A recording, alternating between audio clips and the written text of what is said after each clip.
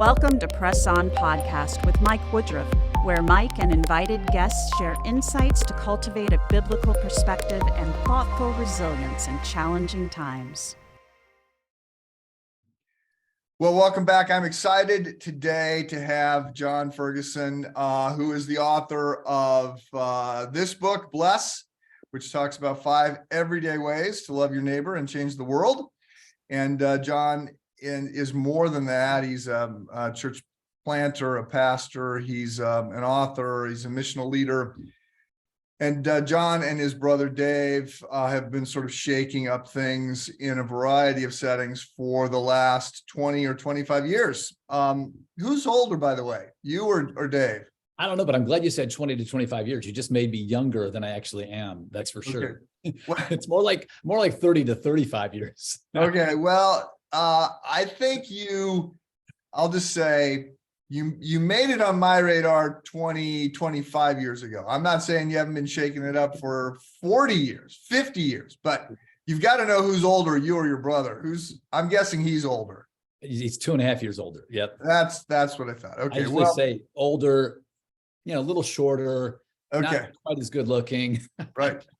I have 2 brothers and they're identical twins. And I always apologize. They go, you look like him when you could have looked like me. I mean, you lost. Well, anyway, Jon and Dave have done a lot, written a number of books, founded a church where Jon is one of the teaching pastors. They founded and are intentionally planting through a church planting network called New Thing. There's an Exponential conference, which we attended. I attended, 8-10 years ago. And then the next year I took a dozen staff. And the year after that, I took 20 staff. And then at some point, it may have been COVID. I'm not sure why it fell off our radar, but we've taken staff to Yellow Box Church to sort of learn from them. Anyway, Jon and David have co-authored a number of books, include Starting Over and Finding Your Way Back to God. And we had Jon speak to our staff. We have an all-staff meeting once a month. All the campuses come together, and had Jon at that a number of years ago. Our paths crossed recently at a different event, and I was familiar with B.L.E.S.S. I did not realize that there was a book associated with it. I got the book and called Jon and asked him if he would come on and share about that. So I'm a fan of B.L.E.S.S. I'm a fan of the B.L.E.S.S model, and have been using it without giving any attribution to you guys for a long time. I did not know where it came from, but I want to talk about B.L.E.S.S, but let me give you a minute on both New Thing and Exponential to sort of explain to the listeners what those 2 things are and what you do in the context of those 2 things. Yeah, probably easier to answer the first question than the second question in terms of what they are as opposed to what I do. I'm still trying to figure that out myself on a day-to-day basis, but I think you probably understand what I mean. New Thing is we say it's a catalyst for movements of reproducing churches. And so, what we're really about as much as anything is helping churches come together to figure out what it looks like to be friends on mission to catalyze church planting together. We know that churches plant churches, and churches planting churches together seem to plant more and better churches. And one of the kind of principles that we live by is that networks are to movements what small groups are to the church. Networks are to movements what small groups are to the church. So, we've been a small group church for a long time. I'm guessing, Mike, your church probably is too. And the same principles we find for small groups in the church apply to networks within movements. And so, God's been good, and for whatever reason, given us opportunities to see these networks be launched and planted and developed and multiplied into over 40 countries now, where there's 1,700 networks globally. I don't know how many thousands of churches. Now, we haven't started all those ourselves, but have been able to play a part in starting a number of them, quite a few of them, as we've tried to really help people understand what it means to multiply disciples, leaders, churches, networks, and even movements. So that's what New Thing's about. Exponential then is a conference. In some ways, Exponential is sort of the it's kind of like the gathering place for networks and movements of church planters of all various shapes and sizes. And we try to provide a platform for them to gather, to be trained, to be equipped, and be envisioned. We like to say we're a community with a cause, because I think we can all go to conferences and kind of get filled up and then try to remember what we learned in a plant when we get back. Exponential's really tried to be about like catalyzing movement. And if you've been there, Mike, you've seen it, the last session of every Exponential conference, we have a call for action, ask people to come down and say, hey, look, you want to get on board with this movement of multiplying churches. And you can do that by sponsoring a church planter, bring on a leadership resident. I know you train church planters, Mike, at there at Lake Forest. And, there's a variety of ways you can do that. Start a network in your community of churches. We're coming together to plant churches together, but there's always a call to action. And the Exponential Conference is now about 17 years old, I think. And you mentioned that kind of fell off your radar a little bit. I understand how that happens for sure. I think a lot of things like that happened in COVID, but I'm excited to say we do have 2 more conferences. There's the global one in March in Orlando. Then in the fall, we're going to have one in Chicago, Exponential Central, November 13 to 15. Mark your calendar. We'd love for you guys to join us for that. And then also in the West Coast, in the Bay Area, in October. So more information will be coming out about that. But November 13 to 15 is Exponential Central. That'll be at the Yellow Box there in Naperville. So yeah, It's been fun. Good. Well, thank you for all of that. So there's a lot of things we could talk about. I want to talk about B.L.E.S.S. Again, it's a model, it's a book, and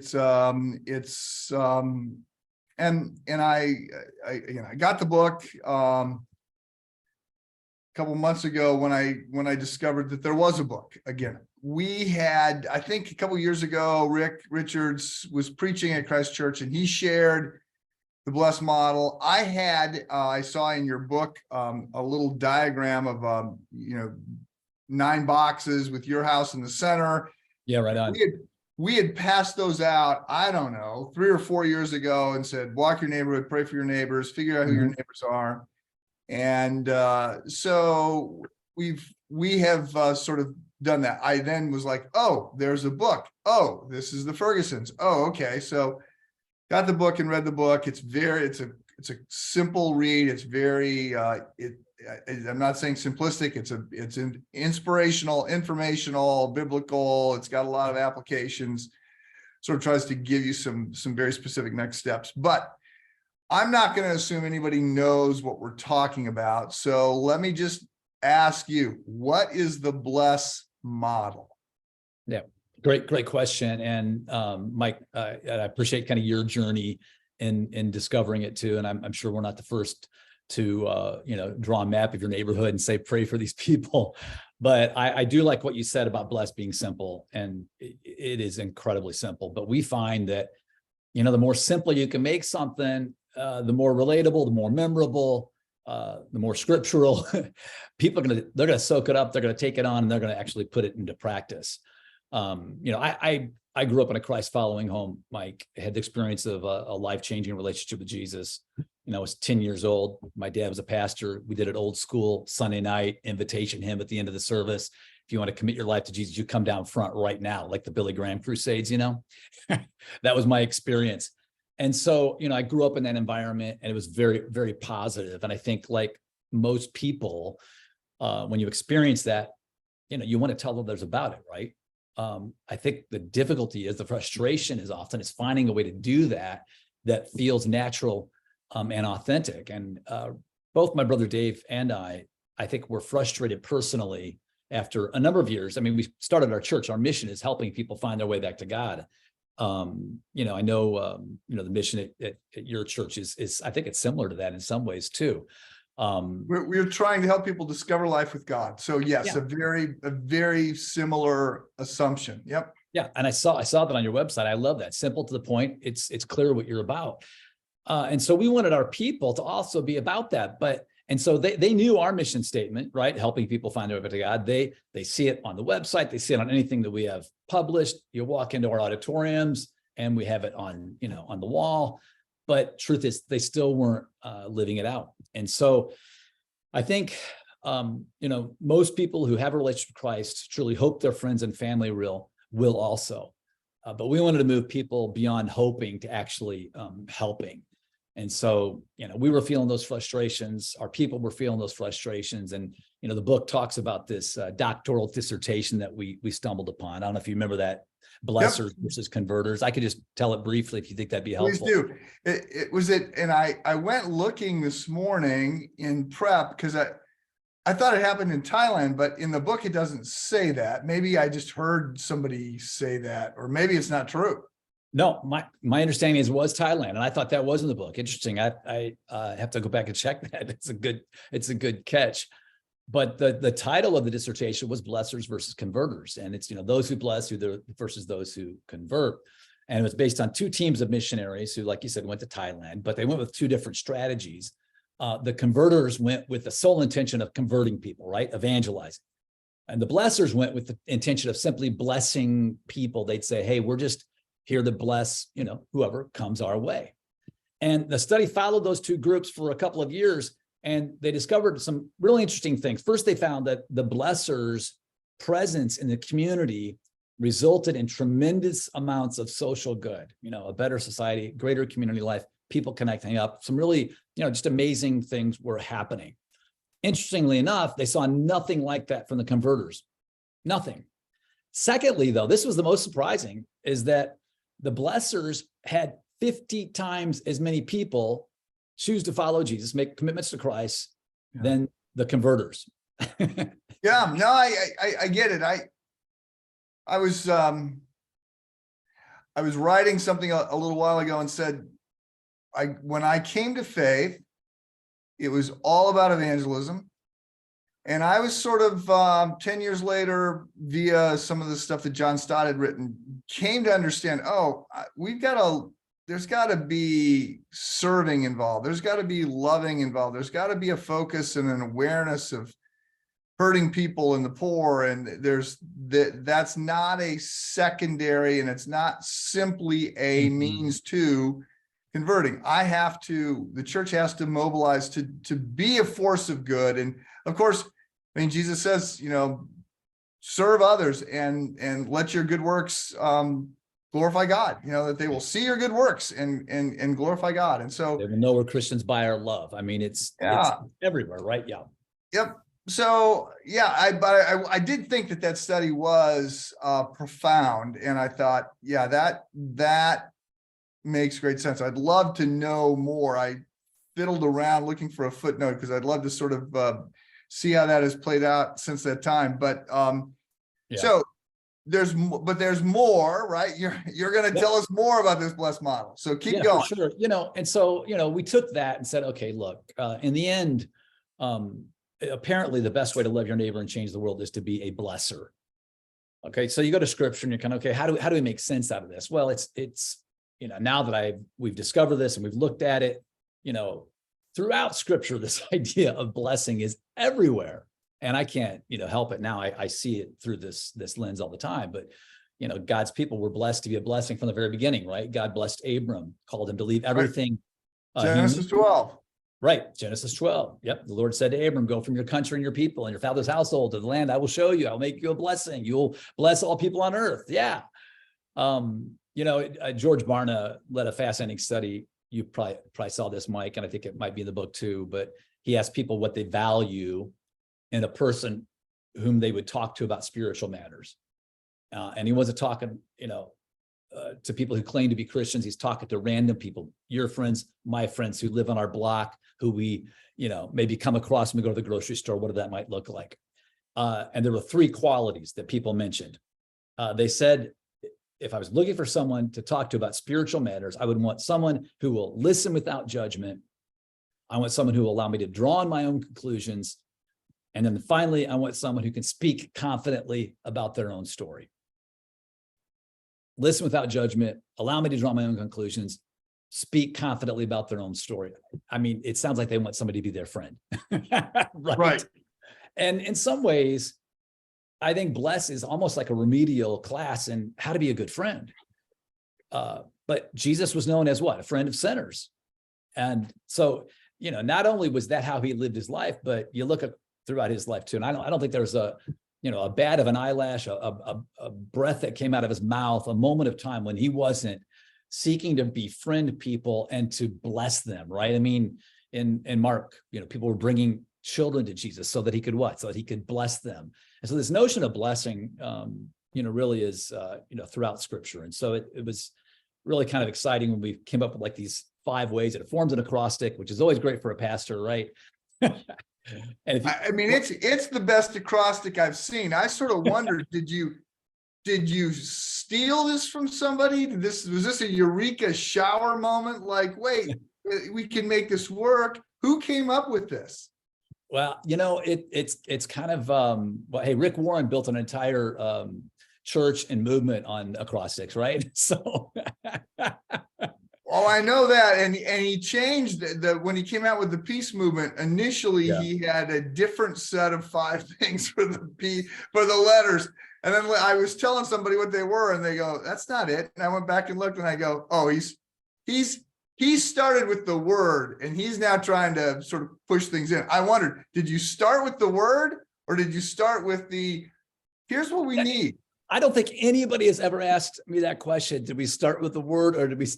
Yeah, I don't remember honestly the sort of how that actually came together. But hey, look, you're magic. when you're first one. When you're maybe it's the Holy Spirit, but it could just be, like dumb luck by. I would like to think it was the Holy Spirit, but when you start out with begin with prayer, that's a little bit of a stretch, right? I mean, listen, eat, serve, story, that kind of works. But anyway, we wanted it to be memorable. Again, scriptural, memorable, relatable. And when this kind of came together, for like, wow, this makes a ton of sense. It's actually what we want. And think about who doesn't want to be blessed. I mean, somebody sneezes and we say, "Bless you," right? And so it felt like on both sides of it, the person who's going to extend the blessing as well as the person who receives it. It feels it's good. It's okay. Like, it's not offensive. You're not trying to coerce or cajole somebody. You're just trying to, love them, I think, the way, Jesus would love them. And I know it sounds so simple, but I think we just need hooks to put our hats on. And I think B.L.E.S.S kind of gives people that.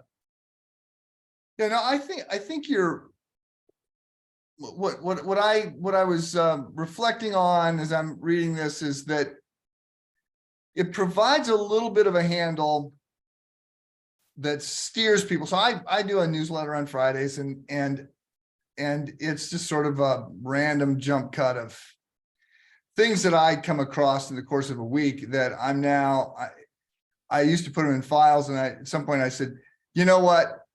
This will never see the light of day. Like, if you file this away on this, it is not coming out. You're too old. It's not like you can think, oh, when I get to that. So I just started putting together this quick collection of a handful of things, scriptural observations, just reflections on cultural events, whatever.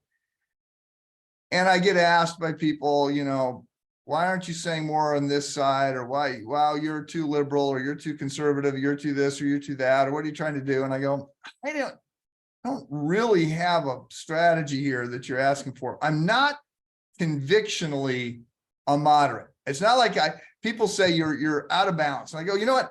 I'm not trying to be in balance. Whatever that would mean, that would be a moving target as culture changes and everybody else changes, and I'm just trying to be in the middle. That's not what I'm trying to do. But while I sort of, in terms of the broad society, I would be certainly right of center.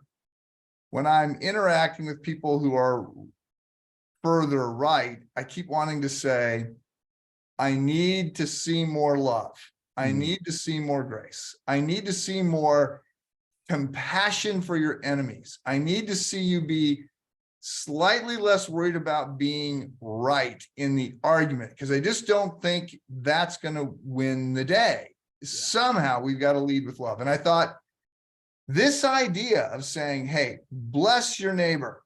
And what that means is begin with prayer, right? Listen, share a meal, eat, and then serve them in some way, and then share your story when you've got that opportunity, when you've earned that, when you've earned somebody that's going to listen. I think it's magic. Well, and what I love about it too is, I mean, Jesus did all of these, right? I mean, begin with prayer, right? What did he do before he chose his disciples? He went out to a mountain and prayed. That was the first thing he did, right? Listen, who could have been a better listener than Jesus? I mean, I don't know if you saw this or have heard this before, but Martin Copenhaver, I think is the guy's name, is an author. I can't remember the title of his book, but he said that if you look at scripture, Jesus asked over 300 questions, only answered like 3. 3, yep. It's unbelievable. And, we're so like free-wired to think that, no, I got to have the answers. I got to have the answers. Well, no, Jesus didn't even come across like he had all the answers. We know he did. Right. But he asked questions even when the answers seemed obvious, right? Just to relate to well, that you have in your book, I was really struck by this, that when the blind man gets Jesus's attention, Jesus asks, what do you want me to do for you? Like, okay, it's obvious I'm blind, but he doesn't go there. He asks and he listens, and you've got so just so the readers know, there's a chapter on beginning with prayer. And so it's a chapter on prayer. And I mean, most listening, I'm going to guess, have read a book or books on prayer. You got a chapter on listening, which is always good and convicting. And it's got some quotes in there about, just honoring people. Love starts with giving them attention, listening, not just waiting your turn to talk, all that stuff. So that's a great, I don't know that I learned anything, but it was just great review. And then you have a chapter on eating, and then a chapter on serving, and then a chapter on sharing your story. Say something about, say whatever you want to say about serving. Yeah, for sure. And what I would say too, Mike, is if I could just back up for a minute, because sure. And we made this mistake early on at Community when we started to implement the B.L.E.S.S practices. We, as a lot of pastors do, a lot of churches do, we told the stories of the great accomplishments that people made as they were blessing their neighbors, and somebody came to Christ, and look at that. Last week they got baptized. Now, that's a great story. Okay. What we found, though, was what we need to do is tell stories of people failing at this, tell stories of people giving it a try and it not working. And in particular, when it comes to begin with prayer, because that, so easy for us to kind of say, well, that's, of course, prayer, well, that's the least I can do. No, prayer is the most you can do when it's followed by action, right? And especially when it comes, I think, to loving our neighbors and the people that we so want to come to know Christ. Somebody challenged me a while back. They said, there are people you come across every single day who have never once been prayed for you. Never, right? And you have the opportunity. And I'm not saying stop them in the middle street, raise one hand, put one on their shoulder and make a scene. No, offer up a silent prayer for that person. And guess what? That counts. You are blessing. You're on mission when you're simply praying for somebody. So I just have to, that being the first one in the groundwork, I think is so easy for us to kind of smooth over or not really help people recognize the value of that as a legit missional practice. You talk in the book, slows the new fast. I think there's the Wall Street Journal today has an article called Slows the New Fast, and it's talking about runners. And there's this whole new slow running thing. So I was on a run with 2 of my boys yesterday. And we now do this thing where we run for a mile together, and then they leave me and they go run, 5 miles and come back and find me, and I turn around and they slow down again. So I sent it to them as soon as I saw it. I go, just so you know, slow is the new fast. I'm actually the one that's doing this right. Yes. Slow's the new fast. 50's the new 40. We love all those things, right? Right. Well, for sure. So I think that's a good, I appreciate your instincts there of saying, this is still hard. This is still slow. This is still an investment over time, and we'll get it wrong, but we've got to keep getting back up and blessing people. So you are. And I would say too, Mike, if I could, and sorry if I interrupted, but part of this too is we got to remember, you may begin with prayer. All right, you might get that relationship to the point where you're having a conversation and you're genuinely listening. all right, as transient as our world is right now, you may never get to the point where you're sharing a meal with somebody. Somebody else might. Then somebody else might serve. And you know what? It might be 2 or 3 generations of Christ followers before that person ever hears the story, their story of how Christ has changed their life. But you planting the seeds by praying and listening would have, if you hadn't done that, they would have never gotten to the point with somebody else where they actually get to hear the story of the gospel. You know, I was having a conversation with a college roommate, and he came to faith junior year in college, and then was involved for a little bit in the campus ministry that I was involved with. When we graduated, I said, okay, that didn't really work. I was in a fraternity. We had a Bible study, prayed all the time for all the guys, 70 guys in the fraternity, prayed for the guys. And the campus ministry, one year we met at 7 a.m. for an hour in the UB 5 days a week to pray for the campus and to pray for students to come to faith. And you had asked me when I graduated how that worked. And this is what my friend was saying. He goes, I would have said it didn't work. It was a bust. We did not see anything at all that looked like anything. No one's going to write about this. It was not that. But today, 40 years later, the number of guys who have come to faith and a deep faith, at 50, sell the business and go to seminary, go on the mission field, be dedicated. And in many of the cases, it's the last guy I would have ever picked who's going to do it. It's the biggest drug dealer. It's the biggest, whatever. It was just not the guys that I was expecting, who have a deep, growing love for Christ. And so I have been humbled and said, you know what? Our time frame is not necessarily God's time frame, and we need to be faithful and share and trust that somebody's going to water and someone else is going to, is going to harvest. And that's God's providential plan. Yeah, I think we just have to remind ourselves it's not our job to convince, coerce, cajole. Let's love people like Jesus loved people. Let the Holy Spirit do the convicting, and then, we'll see where the fruit comes from that. But I think, these practices, are something that we want our people, before their foot hits the floor, when they wake up in the morning, think, okay, God, who can I bless today? And remember that throughout the day. And I think you'll be surprised how many, opportunities God provides. I kind of do it 2 ways. This might be helpful, Mike. I have a list of people, kind of like the homes around your home, that little map that we provide. I have a list like that I'm praying for on a daily basis. People saying, God, help me know I can bless these people.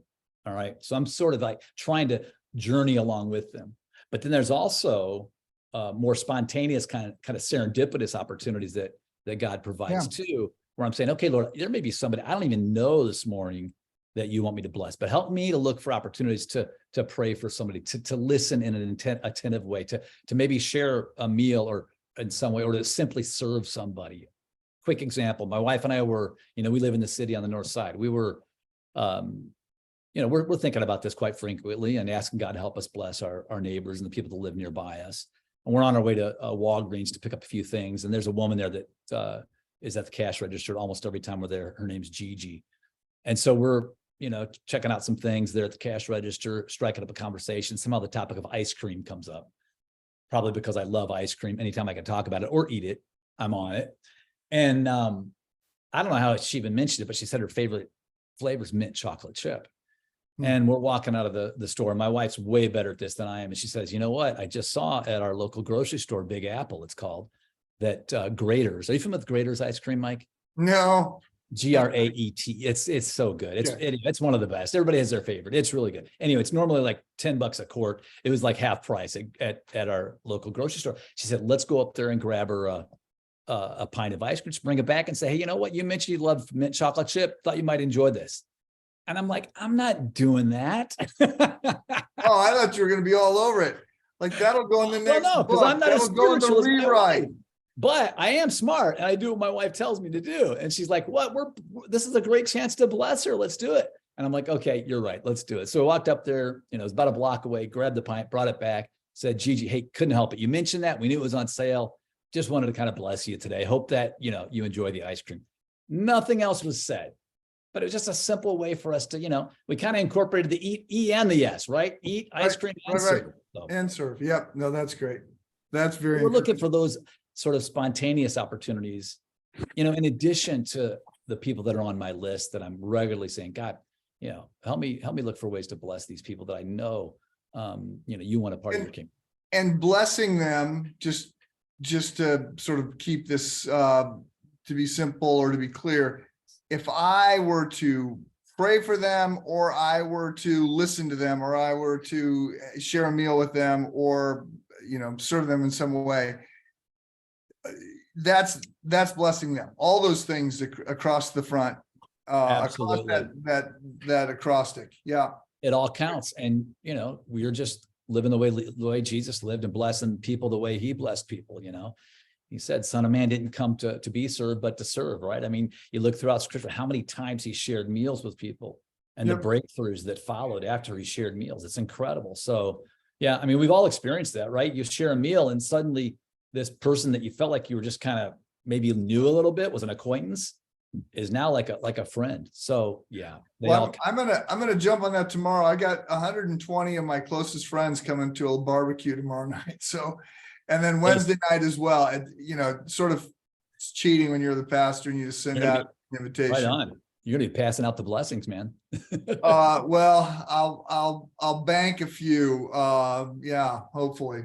So how is the B.L.E.S.S strategy, if I call it that? How is the B.L.E.S.S strategy working at church? I mean, as a community Christian, as you have tried to share this and motivate people and say, okay, here's a tool, you want to share the gospel, or you don't even know that you should, but you don't know what to do. There's a lot of guilt. I'm going to give you something that's really simple.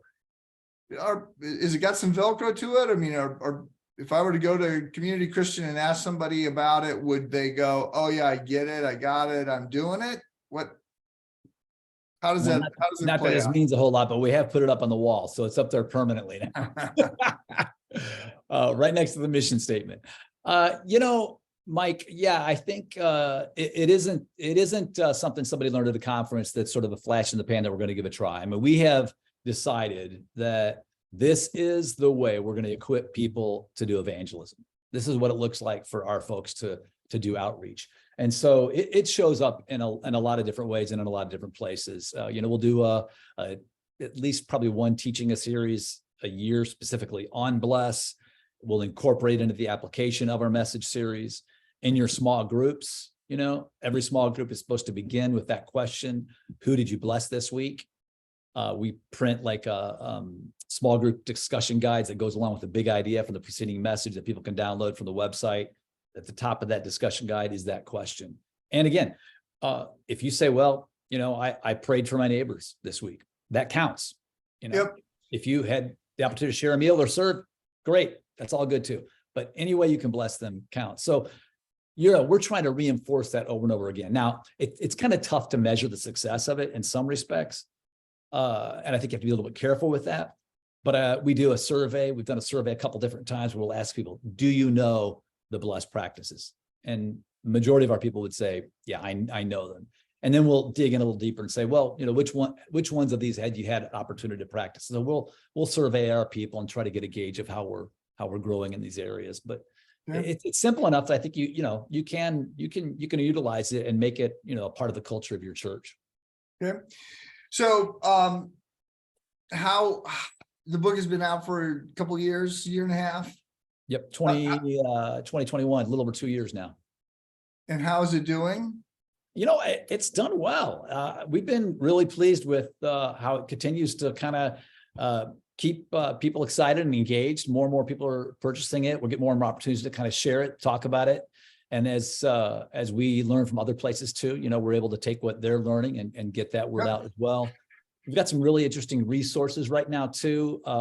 We just published, or in the process of publishing, a family resource for the B.L.E.S.S practices, where folks can incorporate this, in conversation with their children, so that the entire family is engaged in these B.L.E.S S practices as well. So Doing everything we can, and it feels like it's pretty sticky. I mean, people continue to ask about it and want to learn more about it. Good. So let me pivot here. Okay. And ask some questions. You and your brother are involved in, you're obviously in local church leadership, but you're thinking about churches that multiply and are planting other churches. And where do you see the church going? I mean, as you look out over the next 3 to 5 years, what are you expecting? What are you trying to prepare for or prepare others for? Wow. That's a great question. Probably spend another hour on that one, huh? Well, if you've got really good answers, I'm prepared to go for the next No, hour. I'd love to hear what you're thinking. That's what I want to do right now. I want to turn the tables on you. Oh man, great question, Mike. I mean, so much is changing so fast, right? And I think we all experienced, challenging times with COVID. We are seeing the drop off in the number of, or the just that steady point of pastors that are discouraged, that are challenged, that are thinking about leaving ministry. So it's hard to know where things are going for sure. We know how it ends. So I'm still trusting in God for that result.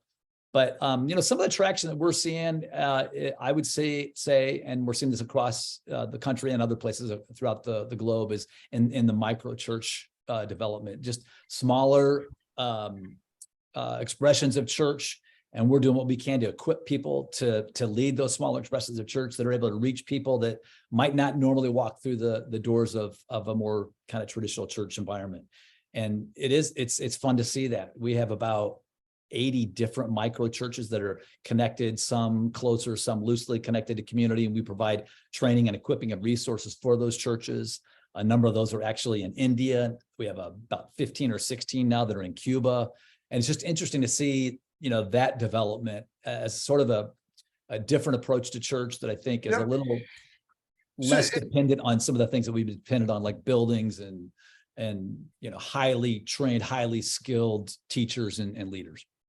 So just again, for the listeners, I've been tracking micro churches for 10 years and I kept thinking it's coming.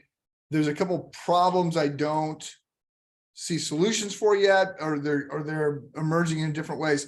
So when you say micro church, what size are you thinking it has to be under to be a micro church? And how do you make a distinction between a micro church and a small group? Yeah, it's a great question. I would say those lines get blurred quite often. And your second question was, how do I see the difference? Right. I would say that a person would have a full experience of church within the context of a micro church, whereas in a small group, they don't necessarily. Small group is often still connected and most likely still connected to a larger church where you'll come and, for worship and other activities. Now, micro church can take advantage of those, but wouldn't necessarily need to. So I went down. I mean, I have hopped on planes when somebody tells me we've cracked the code, we've got it, we're doing it. I'm like, oh, I'm there tomorrow. So I've been in Orlando, I've been in Boston, I've been at a variety of places, and I come away saying, okay, this looks to me like a small group that does communion, and I'm not down. I'm with you. Yep. And what you don't have a solution for that I can tell is children. And so sometimes when the kids are small, you hire a babysitter and, he or she's downstairs and watching everybody's kids. But then once your kids are in junior high and they want to go on a mission trip, or they want to go through some sort of catechetical confirmation like thing, or, when you're in high school, you want this big a high school group as you can be in, because that brings energy. So they all sort of leverage some regional site of some sort, which is fine. That's a strategy. Yep. But I don't see solutions that don't have some regional resource center for them. So I'm just trying to. And maybe that's the model. Maybe there are regional resource centers of some sort, because I'm not by any means saying that the mega church isn't important. Large churches aren't important anymore. They certainly are. I mean, our several of our locations are mega churches as well. And I know, of course, your church is too. But could it be that those are centers that resource the micro churches to reach people who other people aren't normally going to reach? And part of that might be the children's and or student ministry aspects that some people feel like they need. Now, I'd love to have another conversation about the children's piece, because I feel like there's opportunity for micro churches to think differently, even about children, maybe up through like 5th grade, and they're able to incorporate them actually into the micro church experience. That actually helps parents be better equipped to disciple their kids as the primary disciplers that they need to be anyway.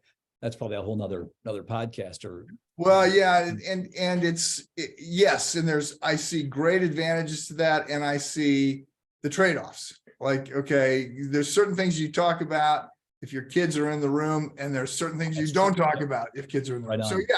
Yep. I do think that it seems as though the next few years continue on this trend in which, we're going to have an election, and it looks like it's going to be just as contentious as ever as we head into all the political drama and tightrope walking that everybody is doing. So as a pastor, I'm trying to figure out how to gather people around Jesus and remind them that what draws us together is greater than what might separate us, and to help people learn how to think and listen and not be discipled by the news. And right. Either side of that spectrum, I think we're at risk of seeing that. It seems like the models are very fluid and changing, and Illinois has got its own little unique headaches that we have to deal with. Okay, well, so I got 2 other sort of sets of questions. So I'm gonna pivot here. I want to talk for a minute about the Ferguson brothers. And I met Dave first, and he tends to take a little bit more oxygen out of the room. He's a big personality, big energy on stage. I initially thought, oh, this guy's naive. He doesn't seem to be like he's going to get knocked down. And I was wrong. I was like, a couple of years later, I said, oh, I really like what this guy's doing. He keeps coming back. But I was a little surprised at how much traction he was getting. Then I met you, and I thought, oh, okay, so they're a tag team. Now I get it. Dave is out front, and Jon is behind, not necessarily cleaning up messes as much as figuring out strategy and saying, let's do this, let's do that, providing a little bit more accountability. And I'm not actually sure that that's the way you guys work together. But I just preached on Cain 2 weeks ago, and the Bible doesn't present brothers as getting along for the most part. You got Cain and Abel, you got Jacob and Esau, you got Joseph and his 12 brothers. There's just a lot of times where people get sideways. Maybe we could say the Sons of Thunder are sort of partners in crime, and they hold it together. But it looks to me like you guys have got something really good and unique.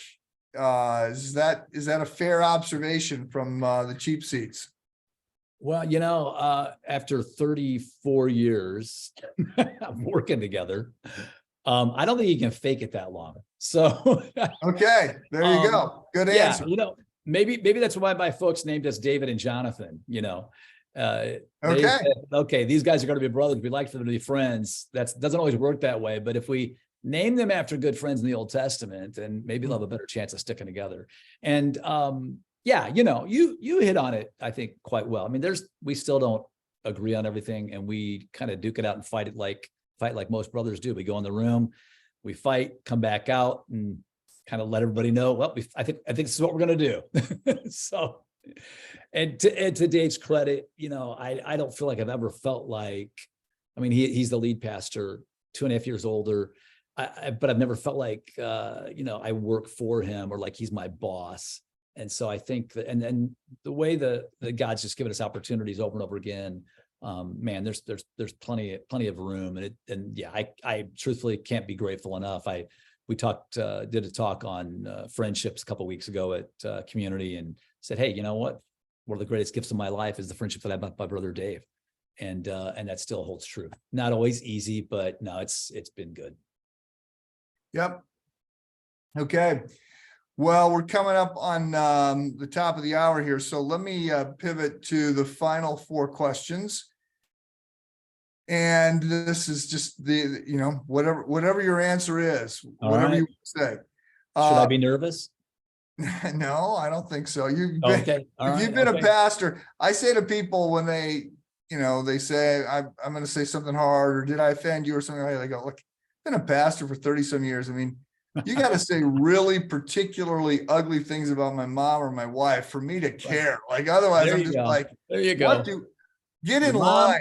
Your mom, your wife, your kids, right? Yeah. Well, my boys are grown. I mean, they can, I'm looking for them to defend me. I'm not trying to defend them anymore. Hey, there we go. They're doing well. So, what, if anything, is keeping you up at night? You know what? I think we just touched on it, and it's the next generation.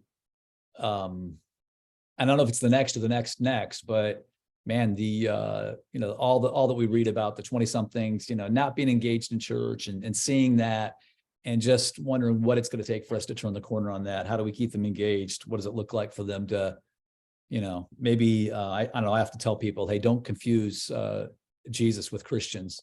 Christians mess it up all the time. Jesus didn't. Mm-hmm. So if you want to look to anybody, look at him. And I hope they can hear that message too. So I know I guess I don't understand the network of churches that you're leading or how you're figuring this out. You are a teaching pastor at Community Christian, and you have various multi-sites, or you are what? How many churches in this? In Community itself, we say we're one church with 4 expressions.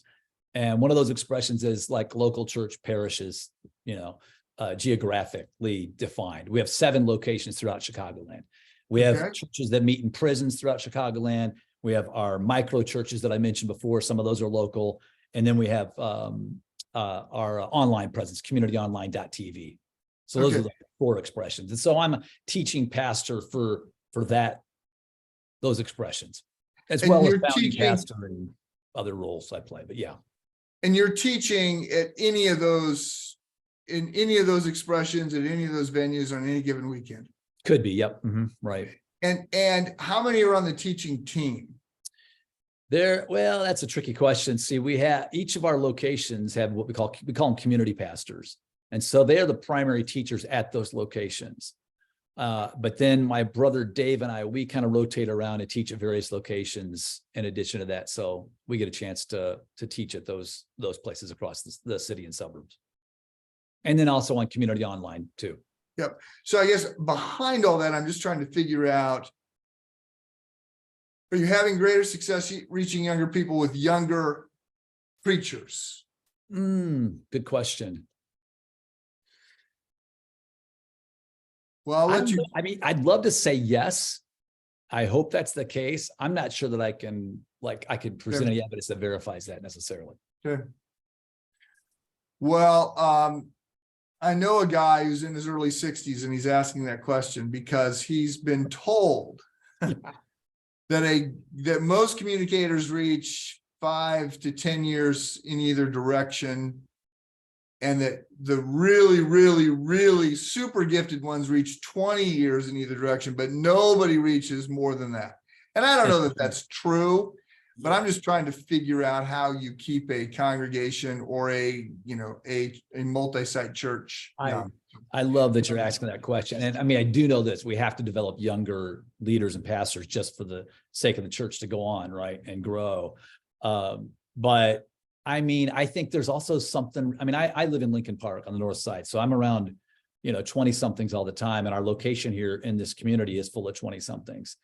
And I do think there's something to be said for that sort of, forgive me, but like almost fatherly figure that's still kind of like able to like, and not trying, they don't want you to be their friend, but they want you to be like someone they can kind of hang out with and look up to and get some guidance and wisdom. And I think, boy, you never stop looking for that. And I think that is valuable, and that sort of voice can come through in your teaching, I think, loud and clear.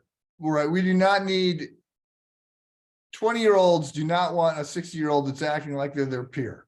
Like, Exactly. and I had a young person say something and say, well, we're peers. And I said, just for the record, we're not. I mean, like, Right. I mean, no disrespect, but I'm not looking at you and thinking, what are you going to do? Because maybe I should do that. I go, you know, I'm looking for all the help I can get from people that are under the age of 25 on technology. I mean, when something goes wrong, I look around the room to find the youngest person around to come, you know, Yeah, fix totally. this for me. Yep. Yeah, I don't think they're looking for you to be, you know, tatted up and wearing the latest high top Jordans while No, you're teaching. no. So I do think, and for whatever it's worth, I've shared this with some guys recently. So I'm 62. When I turned 50, the phone stopped ringing in terms of other churches trying to recruit me, right? And it didn't ring again until I turned 60, and then it started ringing, and I was like, "Really? What's that You're about? calling? Do you know how old I am?" And I'm not interested in, for the record, anybody that's listening, I'm not interested in that. But it was just shocking, and they're like, "No, we need somebody that's in their 60s. We need wisdom. We need gray hair. We need experience." And Well, it's good to know. I'm 2 years away from it, so I'm anticipating the phone to start ringing. well, there you go. Okay, next question. What's on your nightstand? What are you reading right now? Just Oh, and man. I'm not interested in. I'm going to add the next question is, what are you really excited about recommending as a book? It could be something you read 3 years ago. What's on your nightstand right now? What book is halfway read on your desk? Well, let's see. So I've been reading Mark Sayer's Non-Anxious Presence. Okay. I don't know if you've picked that up or not, but word that's been very much in my consciousness this year is just presence.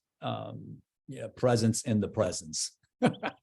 And you know, I like to go. And so what he's writing there is super helpful. So Okay. that would be the primary one right now. Yeah.